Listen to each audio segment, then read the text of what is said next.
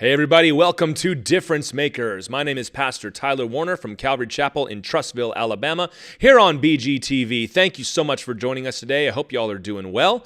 We're going to be talking about a very practical thing today about how to go about winning every day, to make every day something that you can be proud of and glad that you got the chance to live through. But first, I want to remind you about ironworks.media. At Calvary Chapel, Trussville, we are building the premier Christian resource network. We're putting on their books, podcasts, Bible teachings. We've got conferences that we've done, got lots of videos that we post.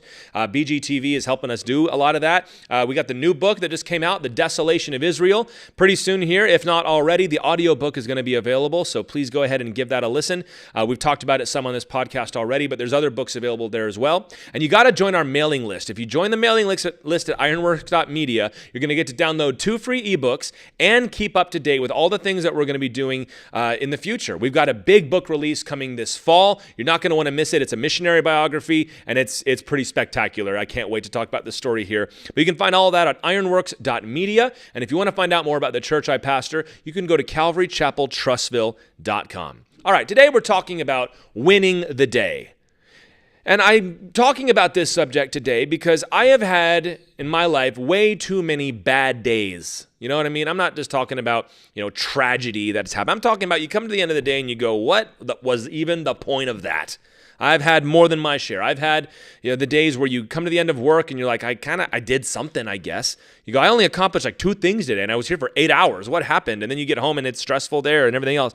And it's okay. Those are going to happen. I like to joke around at the office and say, every 8th day, every 8th work day or 8th, day in a row, I'm going to have a bad day where just nothing's going to get done. It's not going to feel right. And it's kind of a joke. And so we tease about that at the office. But if you get too many of these bad days in a row, it can really start to bum you out, man. It can really start to wreck your joy. It can really start to threaten your hope because although nothing in the big picture is going wrong, you've had so many small losses in a row, they just start to pile up. You see this with elite athletes, with wide receivers, when they have a couple drops in a row. It's like their entire demeanor and their whole body language changes, even though it's like, bro, there's a moth in my face right here. You're a first ballot Hall of Famer, and you're going to be upset by something like that? You're going to be upset by a moth flying in your face? No, I'm just kidding. But what we want to be able to do is to start to eliminate these things. When you start late on a day, then you fall behind, and you never catch up, and you come home and you just collapse, and you don't even want to go to bed because that would just feel like it starts again too soon. Many of us are good at getting motivated. And that's what we're trying to do here, is to motivate and inspire you to live the life that God has given to you. But life is made up of lots of days. Life is made up of that unit called the day, and there's a lot of them in a row. And when you have a good day, man, things just hum along, and you feel better, and you're raring to go for the next day. And there are sometimes you even can't wait to go to bed because you get to start over the next morning and get after it. But if you get enough bad days in a row, you can start to wonder why you even want to get up in the first place. So we got to learn how to win the day. We can't just have a 5-year plan. We've got to have a plan for attacking each individual day. And so I'm going to go through what is basically my process of how to do this. I'm hoping we can get through it all in one episode today, but maybe we'll have to expand it out. But if we want to talk about winning the day, we got to start with actually the night before. You got to start with the night before. Planning and preparation comes first. This is where you're going to plan. You're going to set your goals and targets for the day. You're going to make lists. You're going to evaluate how you did during that day. And I will say, as the most important piece, this is the hardest piece. If you try to do this part at the beginning of the day, you're already cutting into the time that could have been used for the things you could have planned the night before. And I know when you get home and you've eaten dinner and the kids are in bed and all you want to do is watch football or play Xbox, whatever, you don't want to sit down and plan something else out. But if you do that, it's going to set up the next day to be even better. So what do we do? How do we do this? I think that you ought to get into a rhythm and develop your own habits and your own way of doing this. Starting from scratch, this is the first time you're doing this, it might take an hour or two to do one of these. But in time, you'll be able to do it in your sleep, and it's just going to take a few minutes, and it gets easier and easier. What we're trying to do, by planning the night before, you are making decisions ahead of time.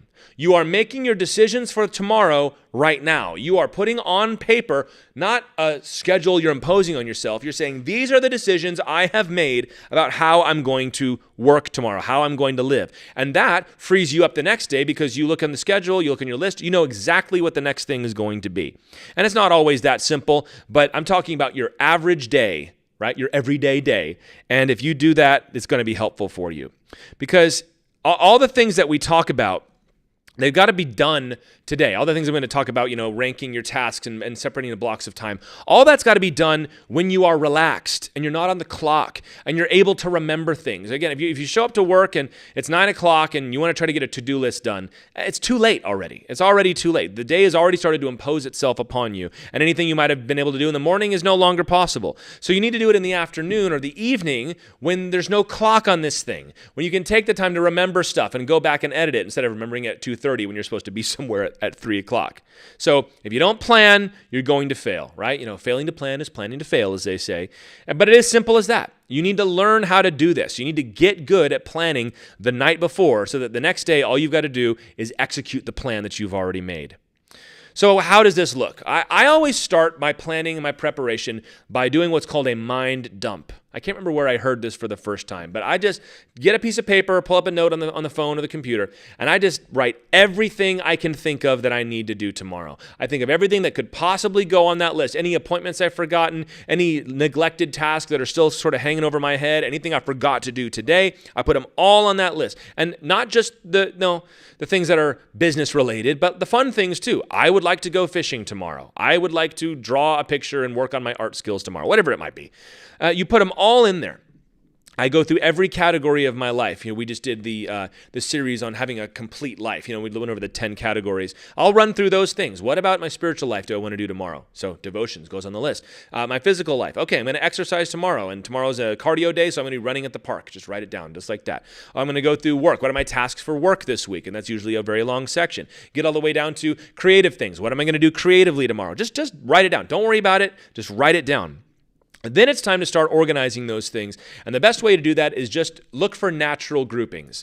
These are things that I do at home. These are things that I do at work. These are things that are the most important. These are the things that involve communication. Call so-and-so, email so-and-so, have a meeting with this person, call them back, follow up on this. Just these natural groupings. When you do that, right away, you're going to start to see what you will not have time for.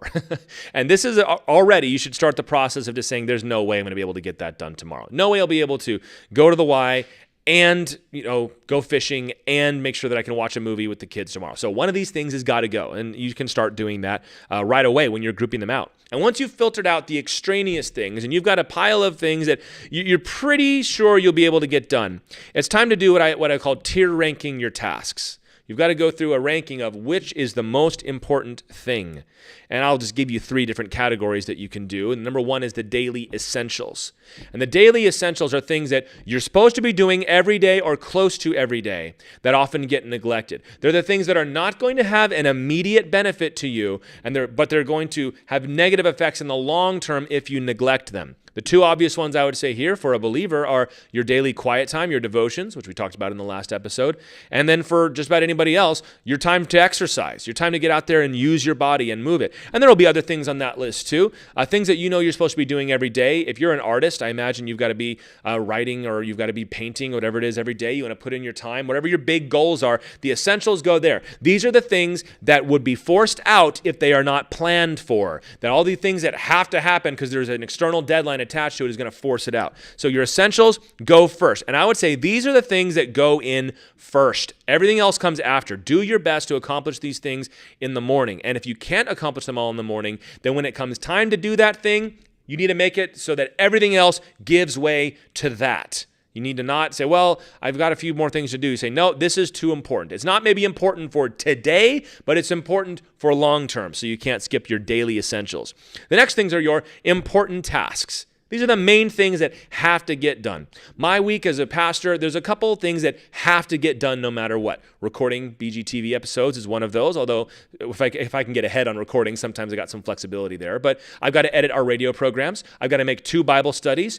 And there's various things that happen, but those are kind of the essentials. The things that are, church is coming on Sunday and Wednesday. The podcast is going to have to go out. The radio show waits for nobody. So those things have to be done no matter what. And then there's usually things that are relevant to events that are coming up, or in my own personal life, there's things that are going on. If it's an anniversary or a birthday or something like that, those come next. And those are the things that are going to take the first priority after your daily essentials. And again, if the more important something is, the more I recommend doing it early in the day. Because if you try to do all your small things first so that you're free, and I'll have the whole day just to work on that. No, you're going to come to that project tired.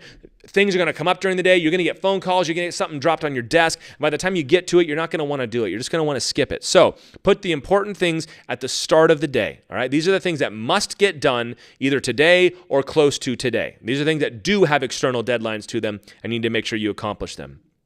And then, believe it or not, I'd put everything else in that last catch-all category. You've got your daily essentials, you got your important tasks, and everything else goes beneath that. Whether that is the things you've got to do at work, you've got an appointment today that's not going to happen every week, that goes in there. If you've got an event that you're going to with the family, if you've got a hobby that you like to engage in, if you've got a long-term project you're working on at work that isn't that essential, that goes there. And the reason I put those things there is because I want you to be ranking your tasks so that the most important things always get done. If you are getting those done, you're progressing forward. But if all you're doing is swatting the flies and you're never getting the big one, then you're gonna have some trouble. So everything else is put in what I like to call small piles. I like to set aside times in the day where what are we doing here? I'm studying for Wednesday night here. And when that's over, I've got 3 or 4 small things that I can get to if I complete that big task. I might say, this morning I want to make sure I can get out and mow the lawn before it gets too hot. But number 1 is doing my devotions and exercising. If I get those things done, then the other smaller tasks can start to be addressed, but not before. And then what this allows you to do is it allows you to bump things. Okay, we're not going to have time for that. I'm not going to be able to do it. But then the more you do this, if you're doing it every day, you're going to start to recognize certain tasks that are constantly cropping up. And that's when you can start to plan for them. Okay, all right, this thing for the first 2 weeks of this was not important, but it's due in 2 more weeks, so I need to get it. Well, now it starts to move up the list. And also if it's things that you enjoy, and I mentioned fishing. If you like to go fishing, but that's never going to be essential, and you find yourself constantly skipping it, then you can notice that and you can say, all right, this time we're doing it for real. That's why I encourage you to tier rank your tasks, with your essentials, your important things, and then everything else basically goes down there. And don't be afraid to move things up the list depending on how the day is going.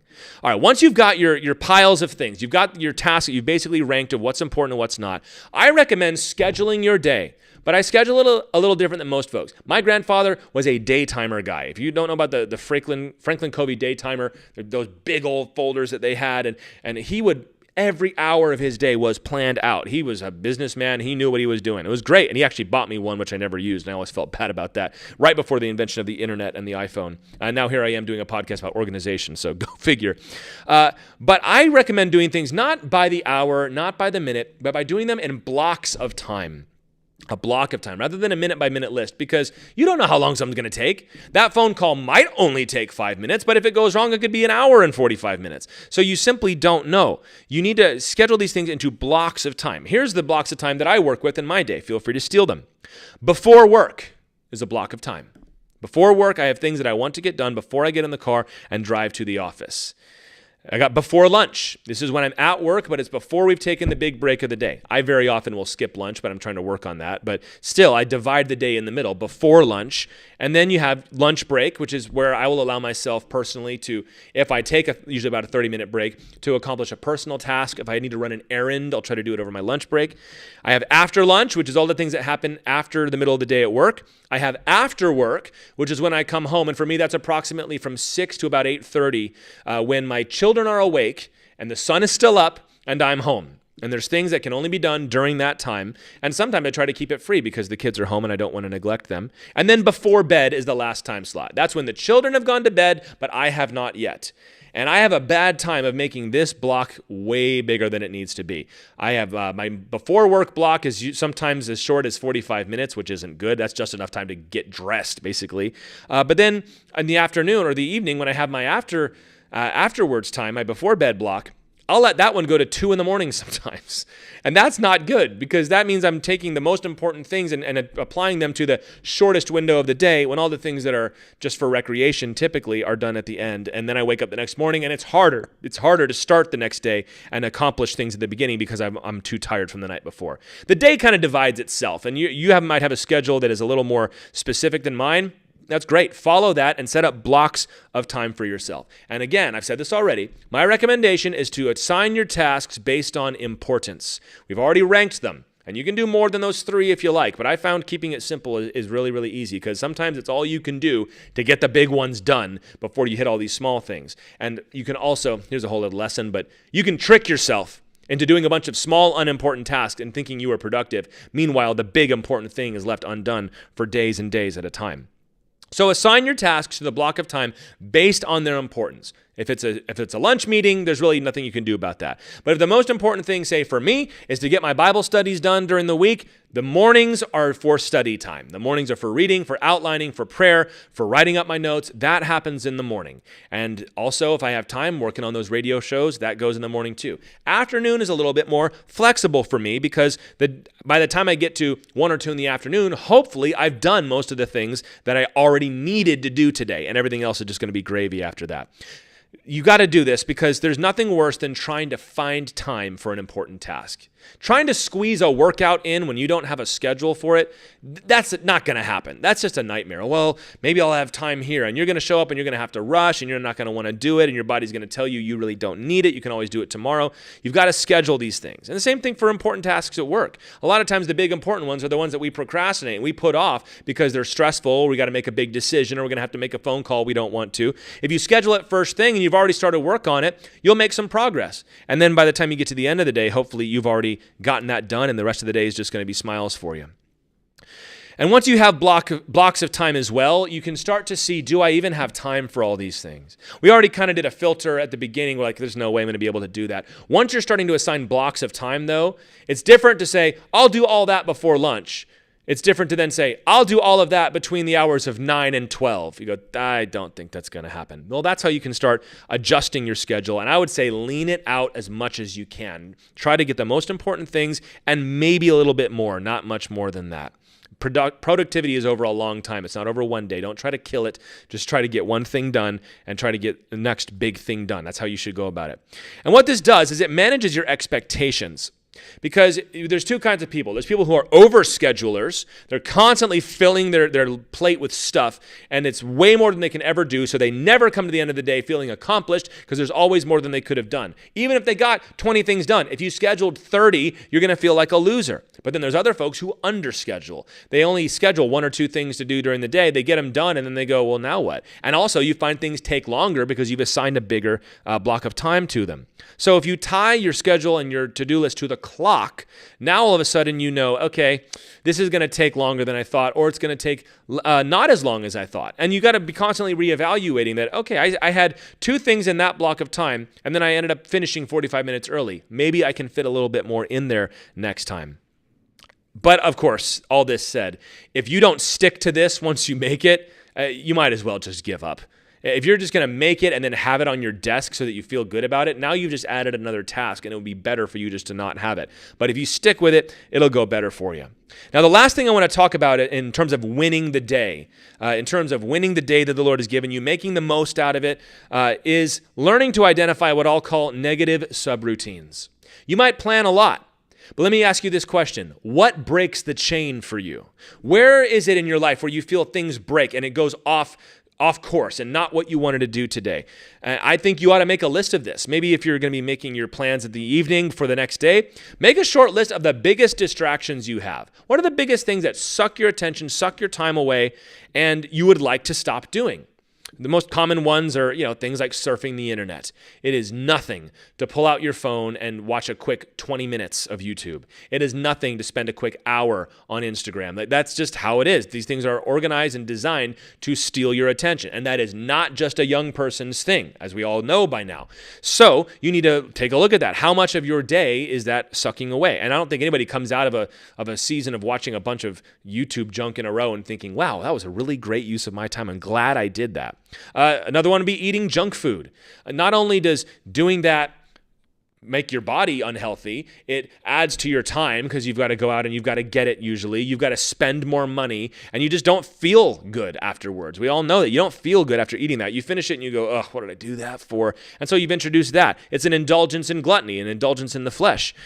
Or you're getting online, and hopefully it's not something as deadly as pornography, but that can be in there too. Or it's online shopping. You're wasting a bunch of your money just buying a bunch of stuff that you're never going to use. Often people have a subroutine, that your flesh is attuned to a pattern, that once you hit the trigger, it's going to follow these set of commands until it gets you all the way down here, and your day is totally ruined. You've got to look out for what are those starting markers? What are the triggers? What are the inputs that are going to cause you to go down this road where you're no longer living your life to the fullest. You're no longer winning the day for the sake of the Lord, but now you're in the hands of the flesh and you're in the cycle that's going to drag you down. It could be something like this. You get up your phone, you start scrolling TikTok. Well, if you do that, you're not just going to do one. It's just like the potato chips. You can't just do one. You're going to do 20. And if you do 20, you're going to do 30.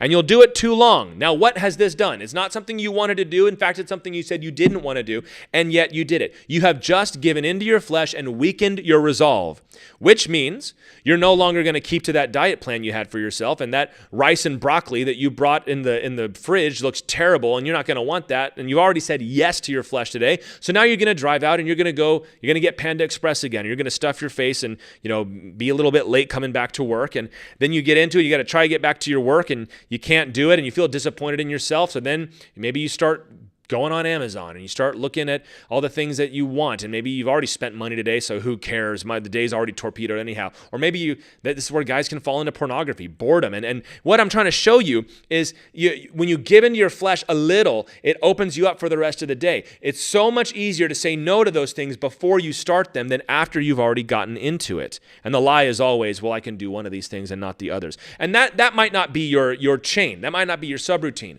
But you need to find out what it is. You need to understand how the devil has come to attack you, that we are not ignorant of his devices personally, so that the Lord can help you to walk through those things. It may even be something like conversations with coworkers that, we're networking and we're working, or are you just hanging out, man? Is it killing your momentum and your drive during the day because you're constantly spending time talking to somebody? It could be a mental state that you have. We all know how it is to be 3:30 in the afternoon and everything just unplugs and you're like, why am I here? And I haven't been in the sun and I'm just miserable and what's the point of this stupid job? We all know how that feels. Well, if you feel that coming on, you need to know that is an open door to losing the day that you're trying to win, the day that you're trying to live out to its fullest. And you need to figure out what it is. Write them down. Write them down. What is? I have a tendency to what? And then name them. Like figure out the chain. Make it a game for yourself. Might not be very much fun, but you're identifying what the enemy tends to do. And label those things. And I would say even put them on your to-do list. Like know these things. Because this leads to that and that leads to that. Give them a clever name if you like, if it makes you make fun of it and think, I'm not going to fall into that. Because the worst thing that can happen to you when you've got a perfectly planned day is when you give in a little bit to something that you know is just going to bring you down. And then by the end of the day, there's that to-do list judging you because you know that you didn't give into it. I would say, though, the best way to avoid all these things is to do what we've been talking about today, is to schedule it, to plan the rest, to plan what you're going to do and know what you're going to do in that moment. Because for me, I found if I'm going to drift off during the day, it's going to happen when I'm in between tasks. I've done something big and I don't know what to do next. So I'll just take a few minutes and I'll get online or I'll just go talk to so-and-so or whatever it is. And then that ends up being a waste of time. But if you're doing it according to the plan that you've made and you're hitting it hard and you've been doing it all day, you're going to be feeling so good. You're going to be feeling so fulfilled. You're going to be strong in the Lord because you've done your devotions, right? Physically, you're going to be feeling strong because you've been working out and you've come to your task and you've hit them hard. That when the temptation comes to get online, you're like, no, that's loser behavior, man. I'm going to keep on going. And it works. This is what we're supposed to do. You won't want the things of the flesh if you indulge in the things of the Spirit. It's kind of funny to call it indulging, isn't it? And you might say, well, this isn't spiritual. It's just work. You're thinking about it all wrong, friend. It's all spiritual if it's what God has called you to do and you're doing it as unto the Lord. My best days are when I have my list made and I keep to the schedule. Not even when I do everything on that list. I very rarely get what I'll call a perfect score. And when I do, I always tell my wife about it. I highlight things on my list. And if they're all highlighted, I'm like, perfect score today. Happens once or twice a year maybe. But if you're following the schedule and you're getting the essentials done, then you'll know, okay, I wanted to do this thing today, but we ran out of time and I didn't get a chance to do it. So now it's no longer a failure. I failed to do it. It's we ran out of time. We'll get it tomorrow. And that always feels better. Getting the essentials done is great. How would you just think about this? Would you like to come home and your work doesn't follow you there? You come home and you don't have to worry about all the things that you mess. You don't need to, finish something off at the house. You can just relax. You can just play a game. You can just go fishing, or you can go make a snow angel. I don't know. Do whatever you want, because you have this time set aside for those things, and you're not feeling like you're stealing from something else. Today might have felt really practical and less, specifically spiritual for you, but you know what? God delights in our labor. God delights in giving rest to his people. So why shouldn't you? I want you to win every single day. I want you to be able to wake up excited for the life God gave you, live it to the fullest, even in all of its mundane, everyday details, and then come to the end saying, I can't wait to get up and do it again tomorrow. So start tonight and get after it first thing tomorrow. This has been Difference Makers. My name is Pastor Tyler Warner from Calvary Chapel, Trussville. I'm so glad you made it today. Talking about a real practical lesson about winning the day. I want to remind you one more time about ironworks.media. That's our resource network over there at Calvary Chapel. We got books, we got podcasts, got this book right here you can go check out, and a new one coming out this fall. Join our mailing list, and you can find out all about that. You can find out more about the church at calvarychapeltrussville.com. Now go home, make your list, get after it tomorrow so that you can make a difference.